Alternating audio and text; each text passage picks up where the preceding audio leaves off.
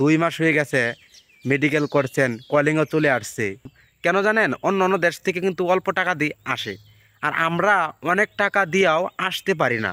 এর পরেও দেখা যায় এই সময়ে আমাকে প্রতিনিয়ত আপনারা বলতেছেন, ভাই আমরা মেডিকেল করে ফেলছি, অথচ 10 দিন 15 দিন 1 মাস 1.5 মাস 2 মাস 2.5 মাস হয়ে গেছে, আমাদের কলিং চলে আসছে এবং আমাদের কলিং আসে নাই।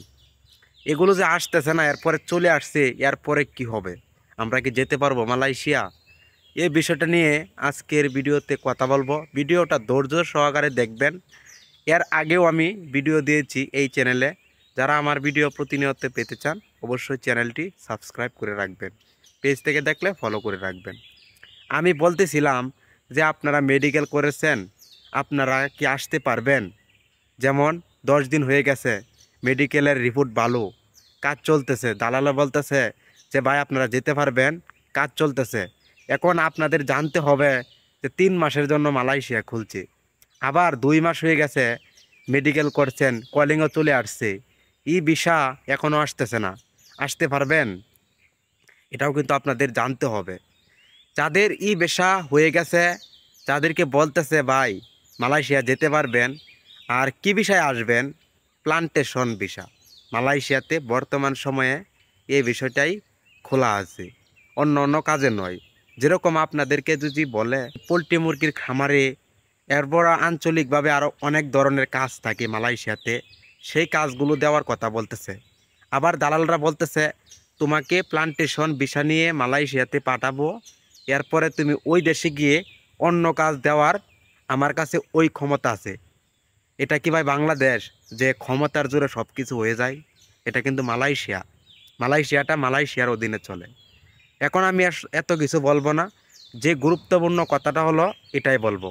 যাদের ই ভিসা হয়ে গেছে, যেরকম এখন আসার অপেক্ষায়, দেখেন যাদের সব কিছু হয়ে গেছে, ই ভিসা মালয়েশিয়ার হাইকমিশন থেকে সব কিছু যারা কাজ কাম কমপ্লিট, তারা যদি 31শে জানুয়ারির আগে যদি দালালে সম্পূর্ণ কাগজপত্র রেডি করে মালয়েশিয়াতে পাঠাইতে পারে, তাহলে কিন্তু আপনিও আসতে পারবেন। আর যদি না হয় তাহলে কিন্তু বিগত আমরা 2024 সালে দেখেছি যে 18,000 মানুষ এভাবেই কিন্তু আটকে গেছিল। সব কিছু হয়ে গেছিল, ভিসা টিসা যা আছে, কিন্তু তাদের সময় শেষ। যেহেতু একটা সময়সীমা তাকে মালয়েশিয়াতে দিয়ে দেয়।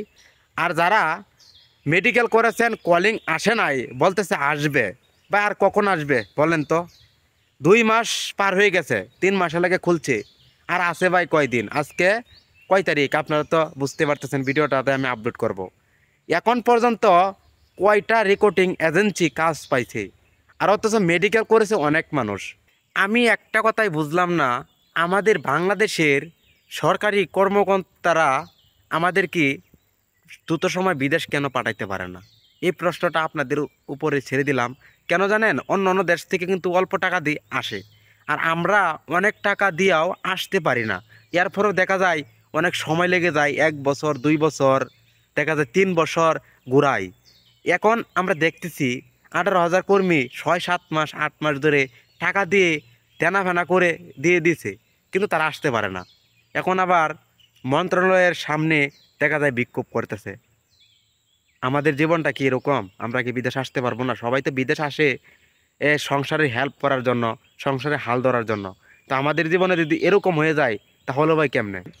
এখন পর্যন্ত প্রায় 1100-র মতো মানুষ পাইছে, ঠিক আছে, নিয়োগ অনুমতি পাইছে, মেডিকেল করেছে অনেক মানুষ। আর মালয়েশিয়াতে আসার পরে এখন আপনাদের কাজ করতে হবে। এই যে আমার পিছনে ফল দেখতেছেন, এইসব ফলের। আর যারা মেডিকেল করেছেন, যেরকম আপনারা বলেন দালালকে, ভাই এত ধীরগতি কেন?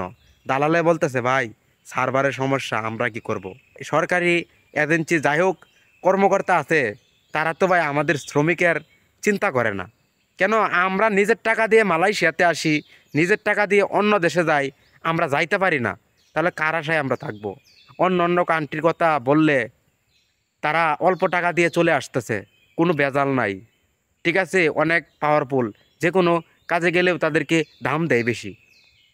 যেমন আমি মালয়েশিয়াতে থাকি, তো আমি জানি।